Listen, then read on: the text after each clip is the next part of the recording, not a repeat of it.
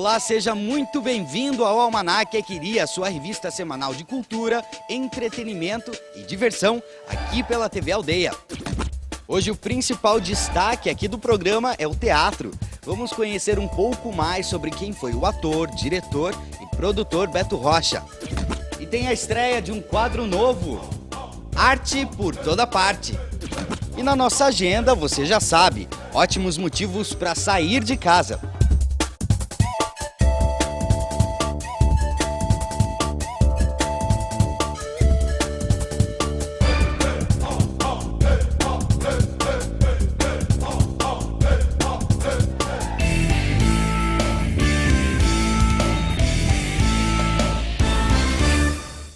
Polêmico, ousado, irreverente, um vanguardista.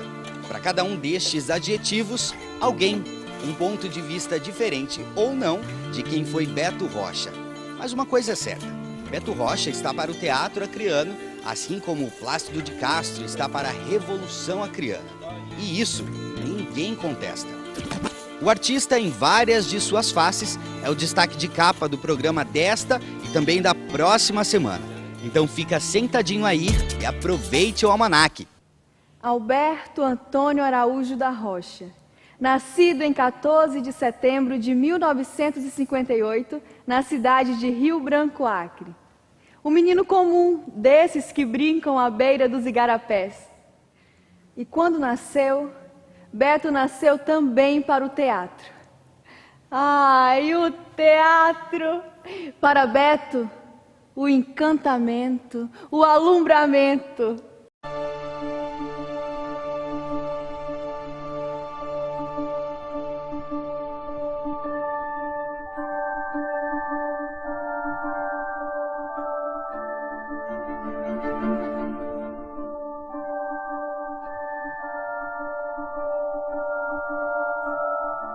Ele tinha um pouco do conhecimento que ele buscava, mas ele tinha muito mais do empirismo mesmo, do que ele acreditava e do que ele entendia como teatro, como dramaturgia, né? O Beto passou por várias linhas do processo dramatúrgico, né? Ele começou com um teatro social na década de 70 e exatamente ele vai falecer produzindo um trabalho muito Beto, né? Muito Beto de ser.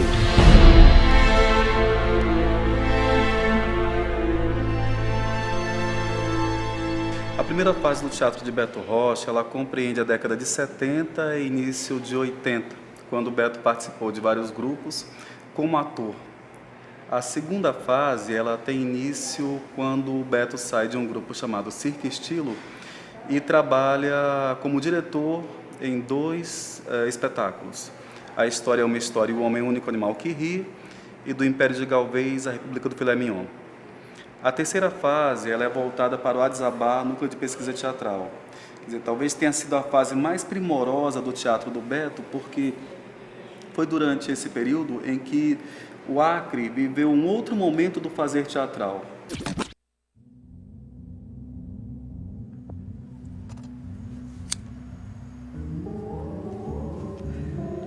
Fiz de mim uma variedade de coisas, com muito brilho, é muito claro. Solta, orgulhosa, louca, debochada e destemida. Metade de mentiras, outra metade de serpentinas. Nos dedos, ouro e prata. Na boca, pedaços de ferro e lata. A minha relação com o Beto era de muito respeito. Ele passava por mim e dizia: "Qual foi, babaca?" Eu digo: "Nada, idiota." "Ó, não vou te chamar para a próxima peça que eu vou montar não, viu? Babacão." Eu digo: "Não tem problema não, quero participar dessas merdas que tu faz aí não." "Tem ensaio segunda-feira, eu tô lá, é 7 horas, sem recreio", falou.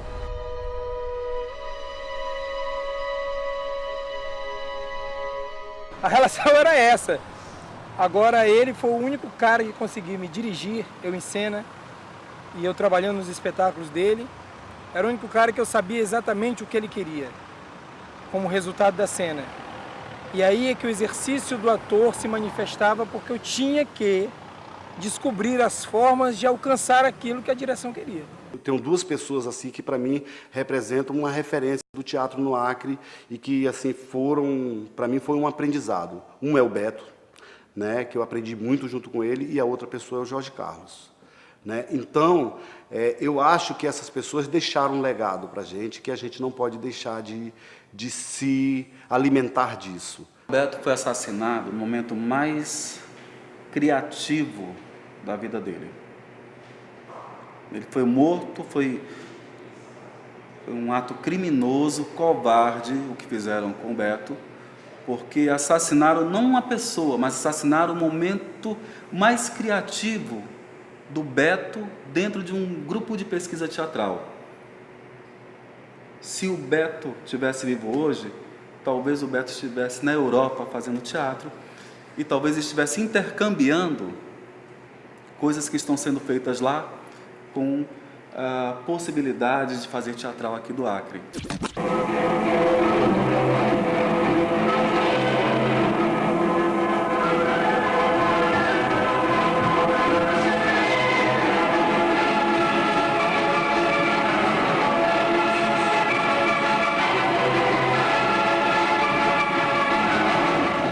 Não é alfabetizada. 20% sofre de tuberculose. Meu Deus, não quero mais ler isso. Mas preciso ver.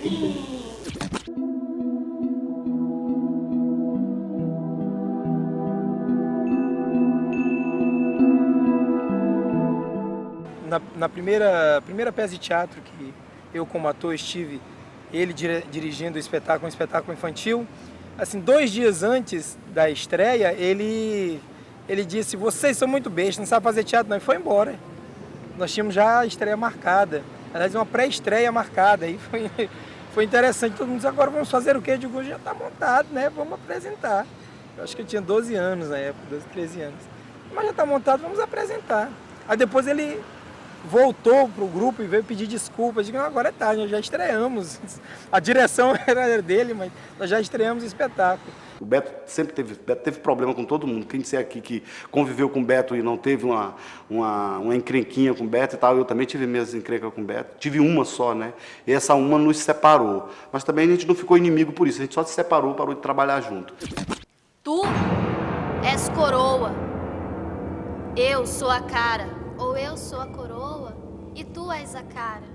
Fundindo ambas, dá uma moeda, que é eu e tu. Da moeda não se tira nem a cara, nem a coroa, porque uma não é sem a outra, e a outra não é sem.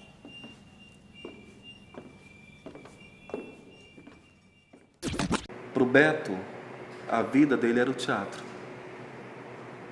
Ele não sabia fazer outra coisa. Ele não sabia fazer uma outra coisa que não fosse teatro.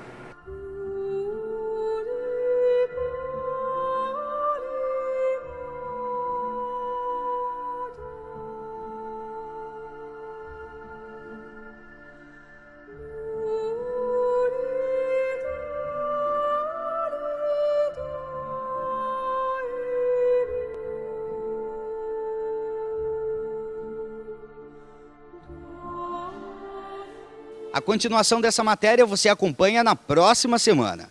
Continue aqui, o Almanac faz um pequeno intervalo, mas já já estamos de volta.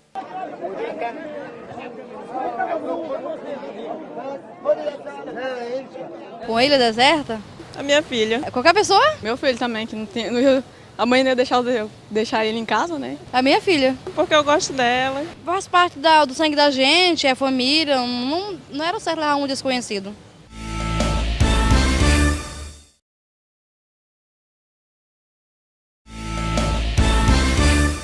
Minha namorada. A minha mulher, talvez. Minha mulher e minha filha. Porque eu acho que é a pessoa que eu tenho mais intimidade, que eu tenho mais afinco.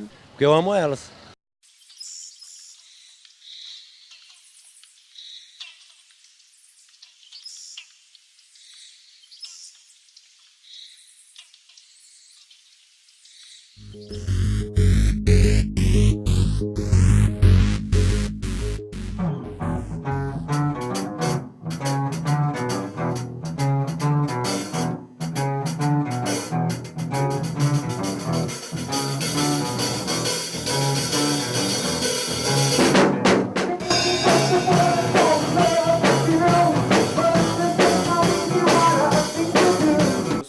Vitor, vocalista, aqui o Felipe na guitarra, o Luiz Fernando na bateria, o Ale no baixo. Nós somos a banda Os Humanos. Eu me sinto privilegiado de estar estreando no quadro Arte por Toda Parte no Almanac Aquiri.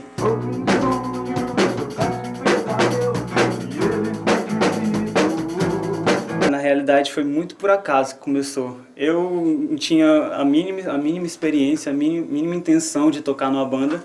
Só que eu conheci o Luiz quando eu estava no terceiro ano. Isso, quando eu estava no terceiro ano, ele tocava numa banda que não tinha vocalista.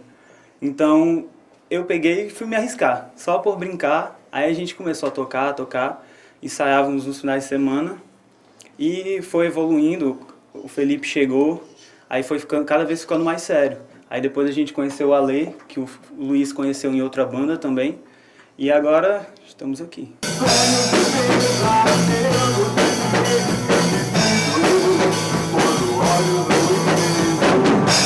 A nossa prioridade, desde que formamos com nós quatro, eu, Luiz, o Felipe e o Ale, foi nos diferenciar, porque tem muita...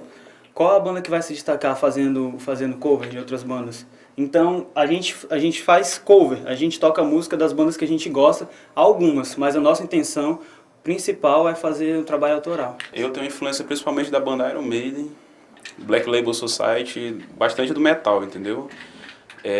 Já o Luiz Fernando aqui, Led Zeppelin, U2, Red Hot. É um gosto bem diferente. Cada um tem sua participação na banda, assim, cada um dá uma contribuição diferente, cada um gosta de um estilo diferente e isso que faz a banda.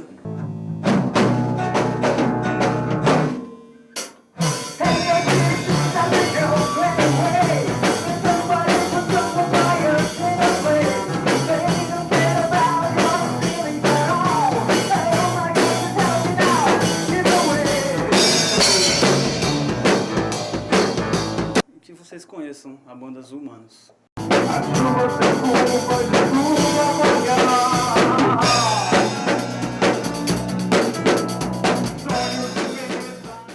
E se você canta, toca, tem uma banda ou não, é artista plástico, enfim, faz algum tipo de arte, mas não é conhecido por muitas pessoas, escreve pra gente. Nas próximas edições, você pode estar aqui no Almanac Aquiri. Do Acre para Hollywood, é isso mesmo. No Papo Rápido de hoje, a gente bate um papo com a atriz e diretora Eva Neide. Acriana de Feijó, radicada nos Estados Unidos, ela prepara um filme documentário sobre os soldados da borracha.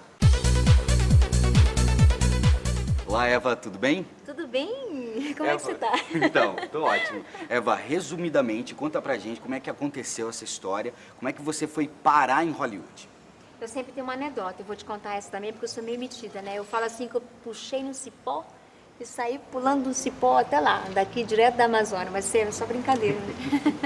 Essa é uma longa história, né? Eu já contei ela várias vezes, eu acho assim que saiu de um sonho de querer desbravar, de querer descobrir um pouco mais das mediações onde eu vivia, né? E esse sonho que todo brasileiro tem de querer, assim, vencer na vida, né? Que a gente era muito pobre, então essa coisa de querer fazer algo diferente sempre foi a minha motivação. Bom, contar uma história ou contar as inúmeras histórias dos soldados da borracha tem a ver com você? Por que você decidiu contar essa história? Porque o meu pai é um soldado da borracha. O meu pai ele foi enviado pelo governo brasileiro em 1943, ele tinha apenas 20 anos de idade. E eu cresci ouvindo histórias, meus contos de niná eram histórias de seringueiro, as histórias que ele contava. Meu pai ficava sentado numa rede, balangando, que a gente falava, né? E a gente ficava assim, meu pai memorizava aqueles romances enormes e cantava, tocava 2, 3, 4, 5 músicas no violão, que ele aprendeu no seringal sozinho. Então eu tinha aquela fascinação por essas histórias, isso era assim que eu dormia, era assim que a gente, no meio do mato, a gente não tem entretenimento, não tem TV, não tem nada, né? E a gente tinha essas histórias do meu pai. Quando não era isso, era brincar nas luas cheias dos quintais, de lua cheia da mata. Mas era isso, então assim, eu tinha essa fixação com a história dos soldados da borracha. Então assim, eu fui crescendo e desde que eu me entendi assim como atriz, cheguei em Hollywood, que eu já queria contar essa história. Era uma questão de tempo. O filme está sendo produzido desde quando? Foi gravado aonde? E que tipo de retorno você está esperando dele? Então, o filme foi... nós começamos eu fiz praticamente 3 anos de pré-produção. Eu fiz 2 anos de preparo estudando, buscando material, pesquisa arrojada, massiva.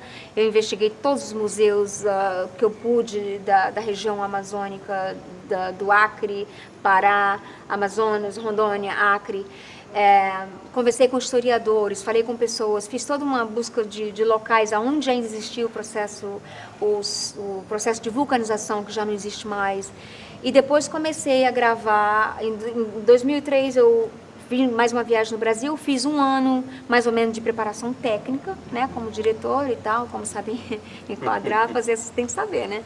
E depois então começamos a filmar no final de 2004, já para 2005.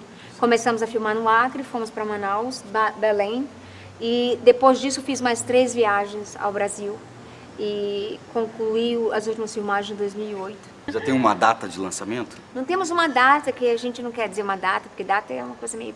dá medo, né? Assim, mas a gente está prevendo para o final do ano o lançamento. Como é que vai ser a distribuição, Eva, aqui no Brasil? Vai passar nos cinemas? As pessoas vão ter acesso a ele pela locadora? Como é que vai ser feito isso? Eu gostaria que tudo isso que você falou acontecesse. Olha aí, pessoal, distribui tudo nas locadoras, no cinema, em todo canto, os distribuidores. Sempre um produtor, um diretor, um ator quer que o seu filme seja divulgado em todo canto. Se depender de mim, ele vai ser passado até na Lua. Mas é claro que não depende só de mim, depende de todo um veículo de distribuição que vai ser colocado no local, em posição no momento que for apropriado. A gente vai começar pelos festivais mundiais, né? Vai tentar tudo que for festival, inclusive eu vou tentar os 2 festivais maiores, que é Cannes e o Sundance. Não é garantido, que são festivais tremendamente difíceis, mas a gente vai tentar. Eva, eu quero agradecer a sua disponibilidade em conversar com a gente. Faço votos de que o documentário tenha muito sucesso, contando a história da Amazônia, do Brasil. Muito obrigada, eu agradeço pelo espaço, eu que agradeço, sinceramente. Obrigada.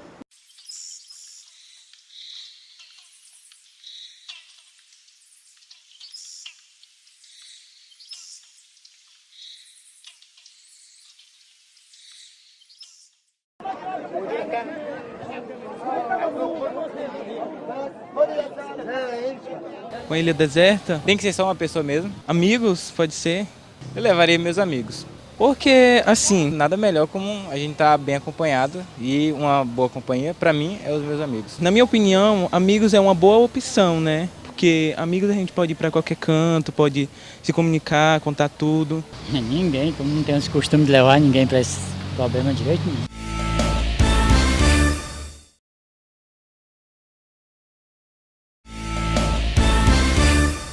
Minha esposa. Lohane. Porque é que eu amo. Porque é minha namorada, eu amo ela. Meu filho. O Tribunal de Justiça do Acre realiza a 12ª edição do projeto Mais Arte. Pela 2ª vez, o repórter fotográfico Odair Leal apresenta seu trabalho. Neste trabalho, o público é convidado a conhecer as 2 exposições mais recentes do fotógrafo: o Sem Terra da Amazônia e o Povo Iaua. São 2 em uma. O Sem Terras da Amazônia, que é um tema, e o Festival Ianauá é outro tema. Essas fotos foram feitas no ano de 2008, retratando o Festival da Tribo Ianauá, que eles estão resgatando a sua cultura através do festival. E é louvável fazer esse tipo de trabalho, porque você também está contribuindo para o crescimento, para a afirmação da cultura. Enquanto a outra exposição, Sem Terra da Amazônia, ela trata de um povo que luta por um pedaço de terra.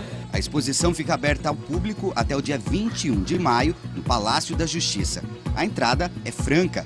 O endereço e os horários da exposição no rodapé da sua telinha.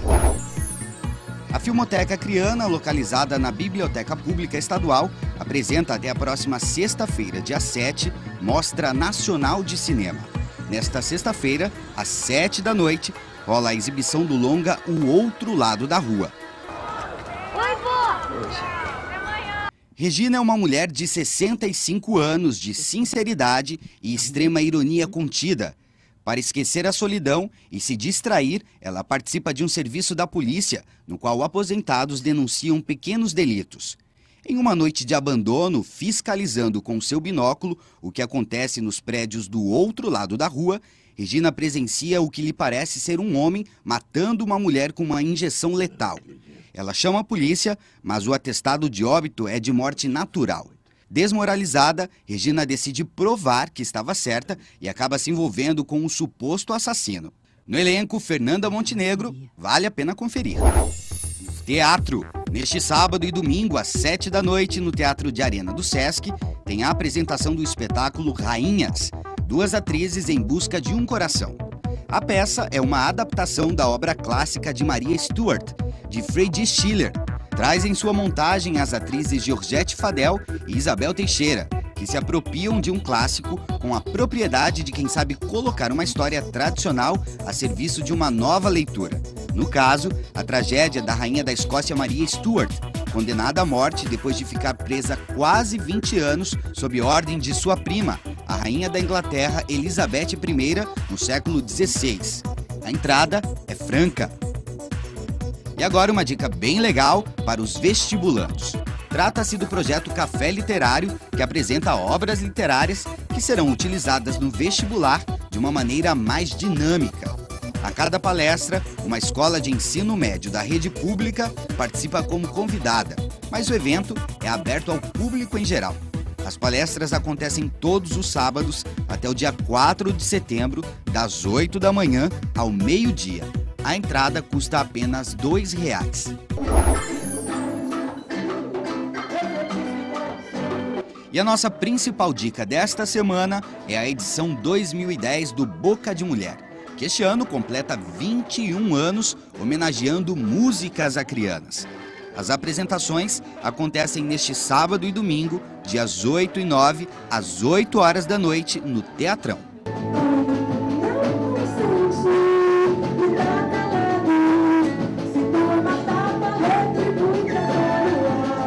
Olá, nós estamos aqui hoje ensaiando, esperando você, sábado e domingo, 8 e 9, no Teatro Plácido de Castro, Teatrão, a partir das 20 horas, para o Boca de Mulher 2010, Acrianas. Ingressos R$10 e 5 para estudante. Esse ano, o Boca de Mulher está dando valor à prata da casa, as músicas acrianas, todas as mulheres, são 20 mulheres incríveis, que estão assim numa expectativa que vocês não têm noção para fazer o melhor show para vocês. São essas princesas, digam de novo oi! É isso aí, esperamos vocês lá.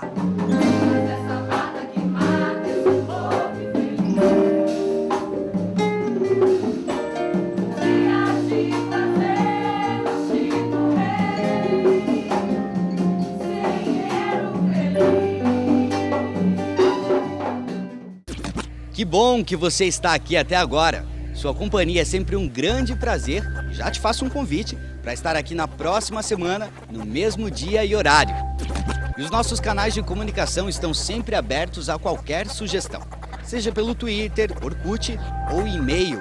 Na sua telinha os nossos horários e almanaque toda semana pelo endereço eletrônico www.videos.ac.gov.br. Uma semana de muito sucesso. Tchau!